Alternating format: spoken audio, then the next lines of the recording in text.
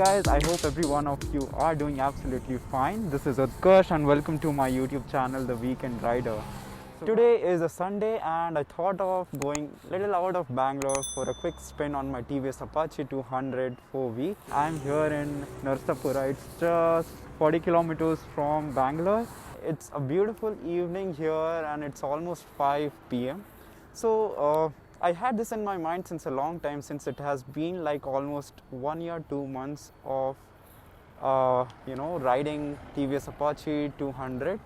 So thought of why not let's just review the bike today. So this is the 2019 model. I bought it in April 2019, so it's almost 1 year, 2 months now, and this bike has been really good so far. I mean, I have taken it for a long ride, like multiple long rides, and I have taken for short spins, and it always works perfectly. It always does what it has to do. So that's a great point here, because since it is a sports bike, naked bike, and it's not meant for touring as purpose, but I would still give it hands up for long distance touring, as I have done ride for Kerala, I have done ride for nearby places like Chikmagalur, Coorg, and even I have plans for Kudremukh this monsoon. I hope the coronavirus situation gets better by time so we can go for a ride. Let me quickly run through the specs. It's a 2019 make and comes with 197cc 4-stroke 4-valve engine that puts out 21 PS of power and 18.5 Newton meters of torque. So when it comes to power, it's decent. It's not too much and it's not too less. So you won't feel the power is less, or you won't even feel that power is too much. This bike is very linear in its throttle action. So it's very stable on highways when it comes to accelerations and all. It's not like the KTM's with very explosive throttle response or something like that. So there I think it's okay, not that great, but you won't even complain about it. And talking about the brakes, the disc brakes are really nice. The front disc brake is 270 mm and it does the job pretty much well. So these are the pedal discs. These are the pedal discs, and it helps in heat dissipation on high speeds. It is really helpful at that time. And the rear brakes 240 mm and it is good. Sometimes the rear brake is little hard, or you can say it is quite strong, so sometimes it slips, but nothing like that. As far as the safety is concerned, the disc brakes are amazing. It has a good bite and it has a really quick response. Talking about the gear ratio is really good on this bike. The gear 1 and 2 are kind of short, but 3rd and 4th are really good and they have good range. And 5th one is for cruising, though the bike is not meant for cruising, but 5th one is good enough. I enjoy revving the engine on gear 4 and it really feels good. Well, the heat management is quite good on this bike. It is oil cooled with ram air assist, so you can see this where the air goes inside and keeps the engine cool. And oil cooling is there, so oil cooling does a decent amount of job. TVS says it keeps the engine up to 10 degrees Celsius lower than the normal condition it would be in without oil cooling. So I have never experienced the heating issues, so there it's quite good and nothing much to talk about that. Normal heating is there, and thankfully the silencer, the exhaust goes from the bottom of the engine, so that's great there. Talking about the sound, the bike has an amazing sound.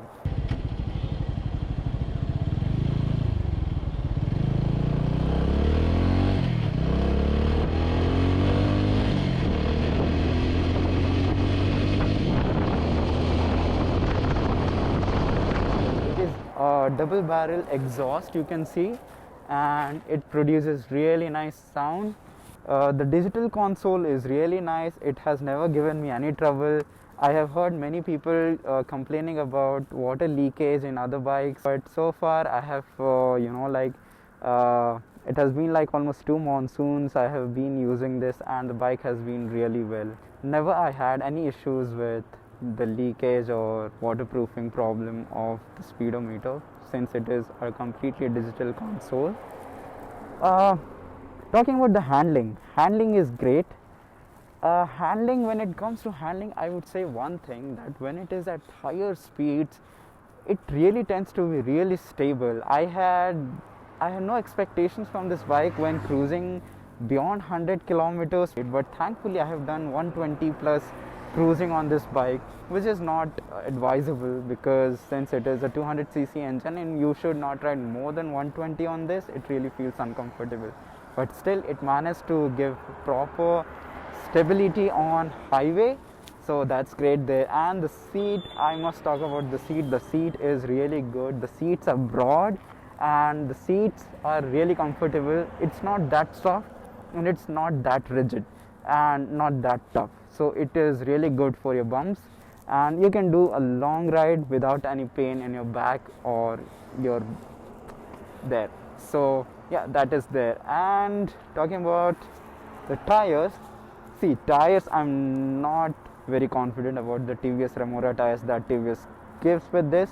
Now with the latest generation of the TVS Apache 200 comes the Euro grip tires, and those are radial tires, so those are really well, but it does the job quite okay, kind of.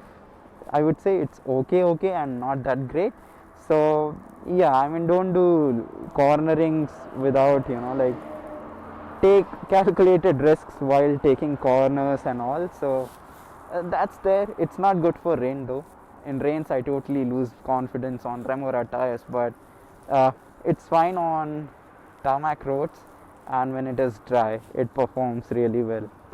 I wish TVS Apache had 100 by 17 section tires in the front and 140 at least at the rear, because the bike is capable of having a broader tire and can perform even better.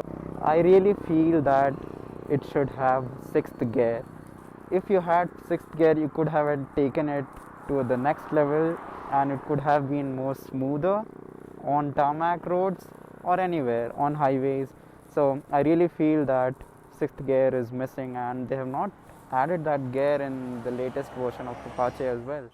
Talking about the build quality, it's made of plastic, high quality plastic. It doesn't feel cheap anyways. In any which ways it doesn't look cheap, and the equipments like electrical switches and everything are absolutely fine, so there is no problem there as well.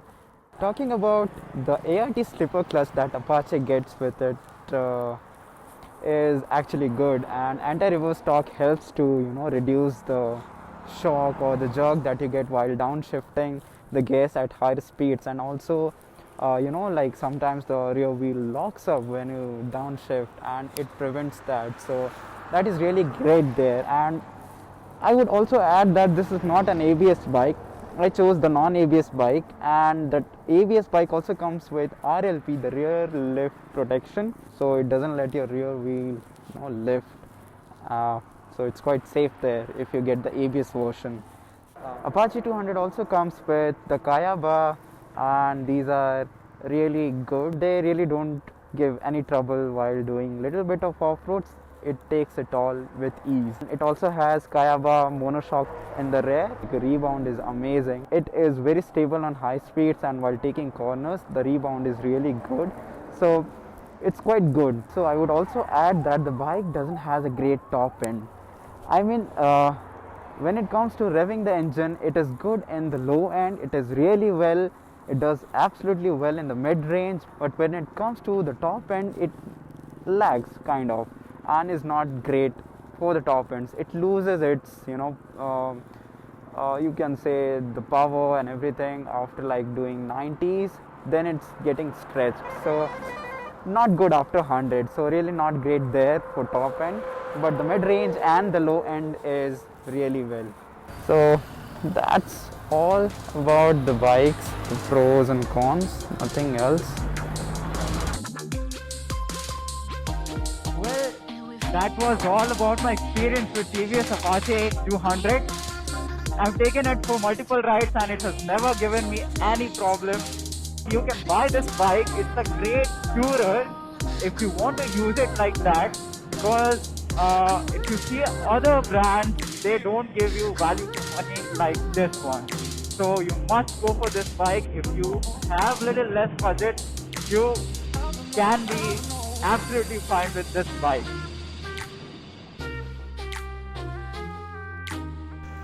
So I hope you liked the review video of TVS Apache 200, and if you like the video, just press the thumbs up button, like the video, share the video and subscribe to my channel, and don't forget to press the bell icon so you don't miss any video updates from my channel. Thanks for watching. Peace.